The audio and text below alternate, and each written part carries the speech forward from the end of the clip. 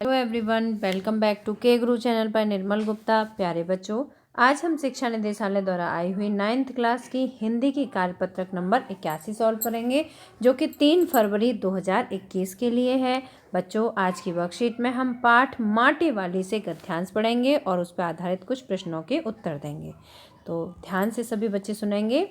माटी वाली के पास अपने अच्छे या बुरे भाग्य के बारे में ज़्यादा सोचने का वक्त नहीं था। बच्चों, क्यों नहीं था? क्योंकि वो बहुत ज़्यादा गरीब थी। उसका पूरा समय माटी खाने जाने में, जो माटी खाना था जहाँ से वो माटी लाती थी, और माटी को बेचने में पूरा समय निकल जाता था। तो उसके पास अपने अच्छे या बुरे भाग्य के बारे में सोचने का वक्त ही नहीं था। घर की मालकिन के अंदर जाते ही माटी वाली ने इधर उधर तेज निगाहें दौड़ाई। बच्चों, मुझे उम्मीद है आप सबने पाठ पढ़ा होगा कि एक छोटी बच्ची जिसका नाम कामिनी था, वो बुलाती है माटी वाली को कि आपको मेरी माँ ने बुलाया है। तो माटी वाली कहती है मैं आती हूँ। और जैसे ही माटी वाली उसके घर में अंदर जाती है, तो जो मालकिन थी जिसने मिट्टी मंगाई थी, उसके घर के अंदर जाते ही माटी वाली ने इधर उधर तेज निगाहें दौड़ाई। हाँ, इस वक्त वह अकेली थी, उसे कोई देख नहीं रहा था। उसने फौरन अपने सिर पर धरे डिल्ले के कपड़े के मोड़ों को हड़बड़ी में एक झटके में खोला और उसे सीधा कर दिया, फिर इकहरा कर लिया।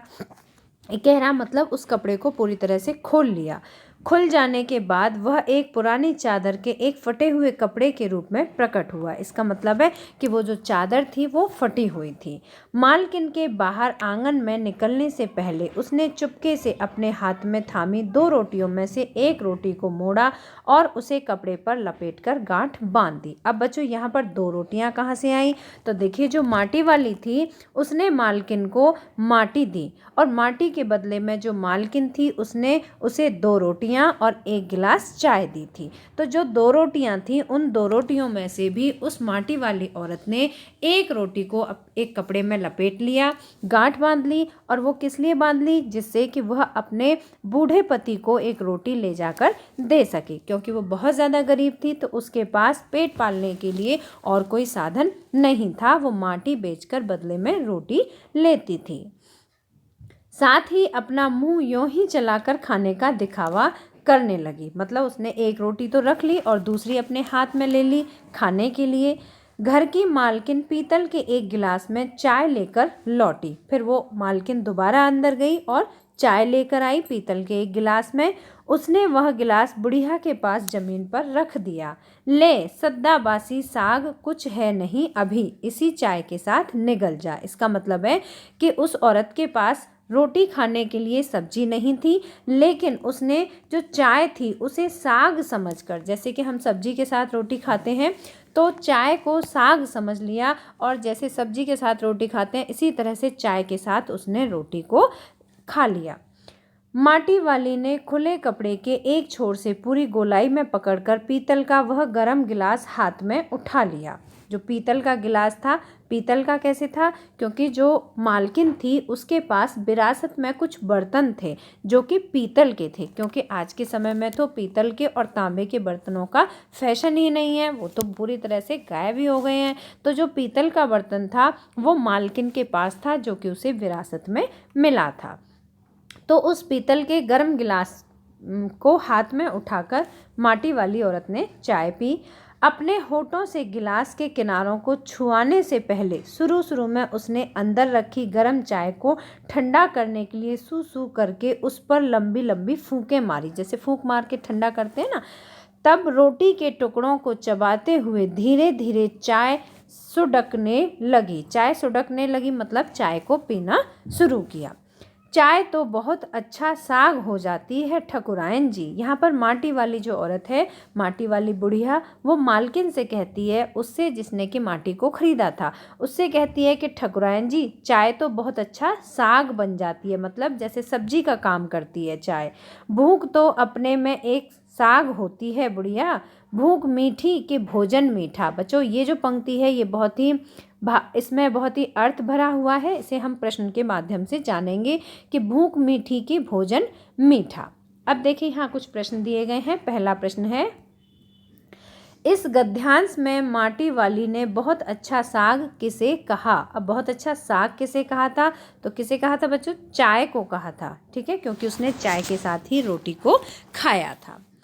प्रश्न नंबर 2 है, माटी वाली के पास अपने अच्छे या बुरे भाग्य के बारे में ज़्यादा सोचने का समय क्यों नहीं था। तो दूसरे प्रश्न का उत्तर आप यहाँ से लिखेंगे, माटी वाली के पास अपने अच्छे या बुरे भाग्य के बारे में ज़्यादा सोचने का समय इसलिए नहीं था क्योंकि वह सारा दिन अपने काम में लगी रहती थी। उसका दिन कैसे बीत जाता था उसे पता ही नहीं चलता था, क्योंकि वह सुबह उठते ही माटी खाना जाती थी, वहाँ से माटी लेती थी और फिर उस माटी को टिहरी गांव में जाकर बेच देती थी। तो सारा दिन उसे माटी बेचने में ही निकल जाता था। प्रश्न नंबर 3 है, मालकिन के अंदर चले जाने पर माटी वाली ने क्या किया। ऐसा करना उसकी किस मजबूरी को दिखाता है। मालकिन के अंदर जाते ही बुढ़िया ने, बुढ़िया मतलब माटी वाली ने, दोनों रोटी डिल्ले के कपड़े में बांध ली तथा मुंह चलाकर खाने का दिखावा करने लगी। उसे अपने बूढ़े पति के लिए भी रोटियां ले जानी थी, इसलिए उसने ऐसा किया।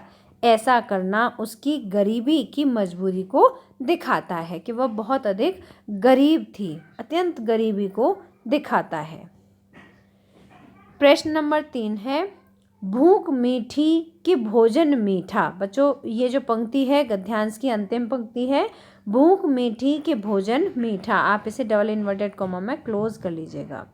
भूख मीठी कि भोजन मीठा से क्या अभिप्राय है। तो इसका तात्पर्य है, जब हम भूखे होते हैं तो हमारा ध्यान मनपसंद और स्वादिष्ट भोजन की तरफ नहीं जाता है, बल्कि हमें जो भी उपलब्ध हो जाता है उसे खाकर ही पेट की भूख मिटा लेते हैं। वही भोजन मिश्री के समान मीठा व स्वादिष्ट लगने लगता है। तो जब बहुत अधिक भूख हो और खाने के लिए जो भी मिल जाए, रूखा सूखा जो भी मिल जाए, फिर वही बहुत ही मीठा और बहुत स्वादिष्ट लगने लगता है। प्रश्न नंबर 4 है, माटी वाली के चरित्र का वर्णन कीजिए। माटी वाली अपनी आर्थिक व पारिवारिक उलझनों में उलझी निम्न स्तर का जीवन जीने वाली महिला थी। आर्थिक मतलब कि उसके पास धन की कमी थी। पारिवारिक उलझनों का मतलब है कि उसके परिवार में केवल वो 2 ही लोग थे, एक माटी वाली बुढ़िया और एक उसका बूढ़ा पति। तो उनकी बुढ़ापे का जीवन था, उनके सेवा करने वाला कोई भी नहीं था, तो वो अपने पारिवारिक उलझनों में उलझी हुई थी। वो जो माटी बेचकर जो कमाती थी उसी से अपना पेट पालती थी। निम्न स्तर की थी मतलब वो बहुत ही गरीब महिला थी।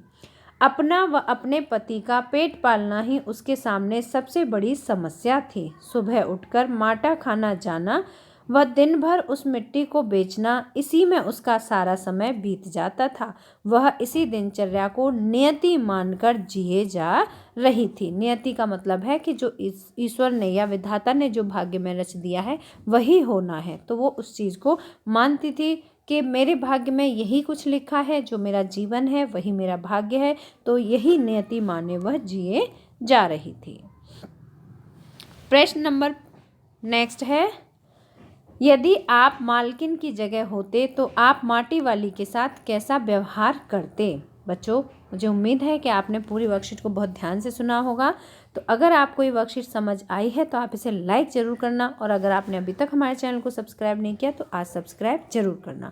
तो लास्ट प्रश्न का उत्तर पढ़ते हैं, यदि मैं मालकिन की जगह होती तो माटी वाली औरत को माटी के बदले में रोटी के अलावा कुछ रुपए व कपड़े देकर उसकी सहायता करती। तो बच्चों मिलते हैं फिर इसी तरह की नेक्स्ट एजुकेशनल वीडियो के साथ। Till then bye bye, good luck to all of you.